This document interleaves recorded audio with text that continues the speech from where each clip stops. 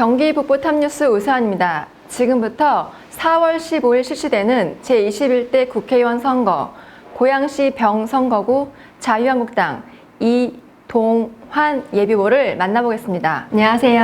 예, 안녕하세요. 네, 후보께서는 경기도지사, 정무실장, 또 민선 7기 고양시장 후보 등 다양한 정치 이력을 쌓아 오셨는데요. 그동안의 주요 활동 이력을 좀 직접 소개해 주시기 바랍니다. 예, 뭐 말씀해 주신 것처럼 경기도 정무실장을 남경필 지사 계실 때 수행을 했습니다. 물론 그 이전에 공직으로 보면 대통령 직속 국가건축정책위원회 협력관을 수행을 했고요.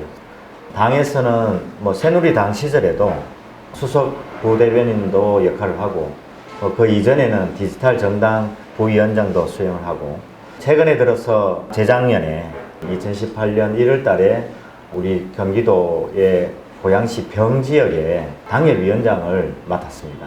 맡고 얼마 안 돼서 제가 고양시장 후보로 나왔었는데 안타깝게 제가 낙선을 했습니다만 당의 지지도보다도 훨씬 많이 받고 아쉽게 안타깝게 느껴지는 시기가 있었습니다. 그것뿐만 아니라 저는 학교에서도 활동을 많이 했었고 제가 원래 도시계획 전문가입니다. 그래서 도시계획 분야는 한 30년 동안 활동을 하다 보니까 그냥 일례로 여기에 외곽순환도로 제가 만들었습니다. 그래서 도시 분야로 보면 세종시도 그 당시에 자문과 심의를 수행을 했었고 최근에 외국에 이라크 바스라 신도시나 안바주에 있는 하바니아 신도시 MP라고 해서 마스터 플래너 역할도 했습니다. 정치적인 활동하면서 제 전문 분야에 대한 부분을 끊임없이 수행을 해왔던 과정이 있었습니다. 네, 또 많은 분야에서 활동하신 만큼 또 이번 선거에도 남다른 각오로 출마하셨을 텐데요.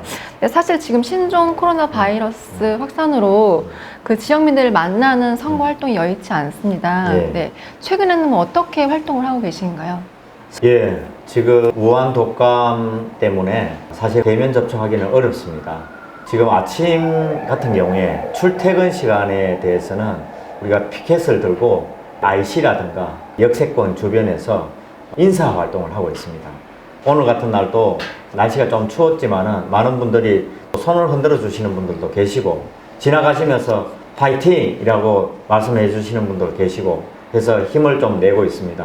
출퇴근 시간은 그렇게 하고 있지만은 실제로 다른 데 방문하기가 힘들어서 지금 주로 SNS 쪽에 페이스북이나 카톡이나 문자 그런 활동을 지금 끊임없이 하고 있는데 우리 공약이나 아니면 어떤 일정에 대한 거, 어떤 활동의 내용에 대한 부분을 토대로 해서 카드 뉴스를 보내고 있습니다. 아마 많은 분들이 지금 이제 선거가 시작되었구나 하는 것을 느끼고 계시리라고 생각합니다. 그러면 이제 신종 코로나 바이러스 확산 이전에는 또 많은 시민들을 직접 만나셨을 텐데요. 그 시민들을 직접 만났을 때 소감이나 또 분위기는 어떠셨나요?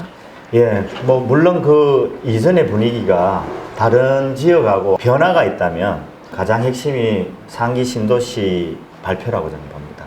상기 신도시 발표 이후에 고양 시민들이 굉장히 변화가 왔습니다. 그리고 만나면 민주당의 그 시장과 국회의원이 무려 10년간 많은 활동을 했지만은 활동의 결과에 대한 것이 시민들의 마음에 와닿지 않았다는 것이 문제였습니다. 그래서 상기 신도시 발표 이후에 민주당에 대한 부분들을 마치 우리 시민들은 잃어버린 10년이 아니었느냐 할 정도로 지역에서는 비판의 목소리들이 굉장히 크고 거의 분노를 느낄 정도로 심각하다고 얘기를 많이 하고 있습니다. 제가 보기에도 우리 고양시가 최근 10년간 인구는 엄청 늘어났지만은 그 늘어난 인구에 비해서 제대로 인프라가 확충되지 않는 문제가 있습니다. 인프라가 확충되지 않았다는 얘기는 결국은 살기가 힘들어진 환경이 되었다는 거하고 맥락을 같이 할 수 있다고 봅니다. 이제 바꿔나가야 새로운 고양시의 발전도 도모할 수 있는 기회를 가지지 않을까 하는 생각이 듭니다. 네, 아무쪼록 좀 변화의 분위기를 좀 이어가시길 바라겠습니다. 그 후보께서 사용하는 길거리 선거운동 피켓에는 진짜 일꾼을 강조하고 있는데요. 이제 이거는 가짜 일꾼도 있다는 뜻인데 어떤 의미를 함축한 슬로건인지 설명해 주시기 바랍니다. 어떻게 보면 진짜 일꾼은 여기에 선거 나오는 사람들 전부 다가 진짜 일꾼이라고 얘기를 합니다. 근데 진짜 일꾼은 말로 하는 것이 아니라고 생각합니다. 실천을 하고 일을 제대로 할 수 있는 사람이 진짜 일꾼인 거죠. 근데 고양시에 지금까지 활동한 국회의원, 시장, 모든 분들이 공약을 내세우고 그걸 실행하는 과정에 실행이 제대로 안 된 경우가 굉장히 많았습니다.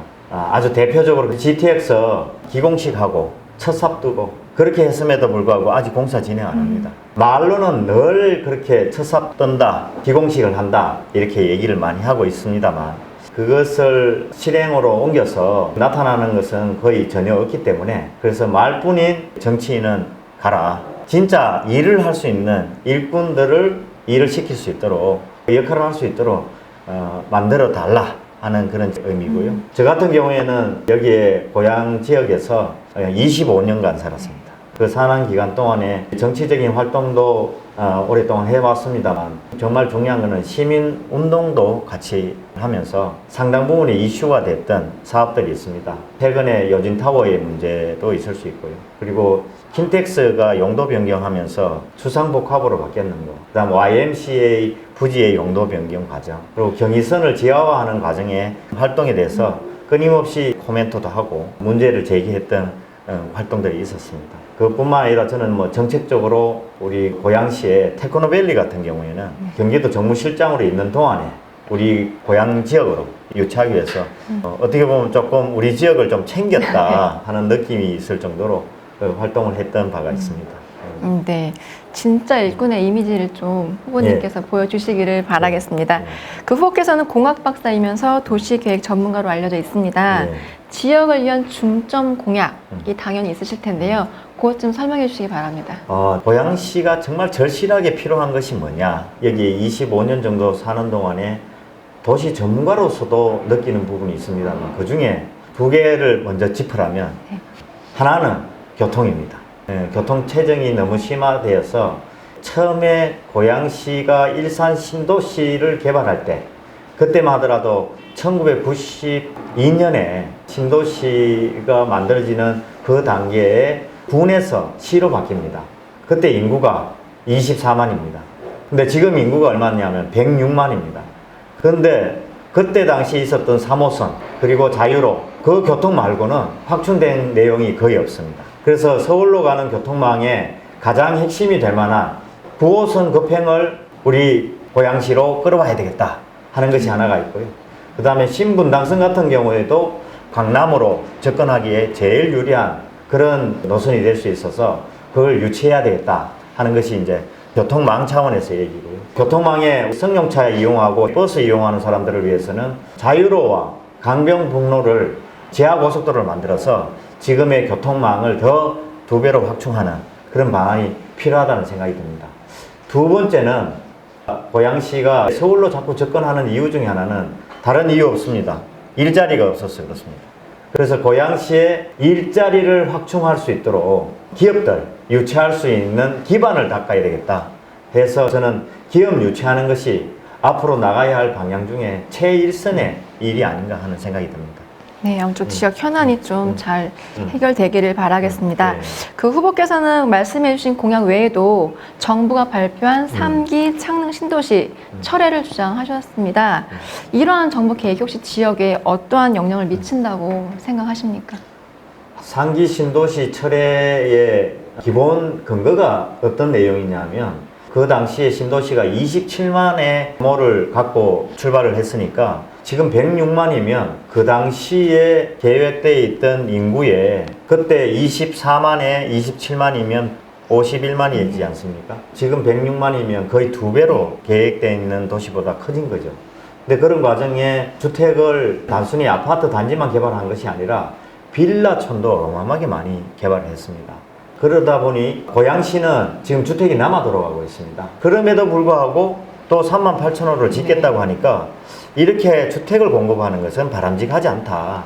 고양시에 만약에 기업도시를 만들겠습니다 했으면 아마 제가 철회가 아니라 그거는 필요하다고 얘기했을 것 같습니다. 근데 지금은 기업도시가 아니고 38,000호의 아파트를 짓는 도시로 결정이 됐기 때문에 반대할 수밖에 없었던 내용이고요.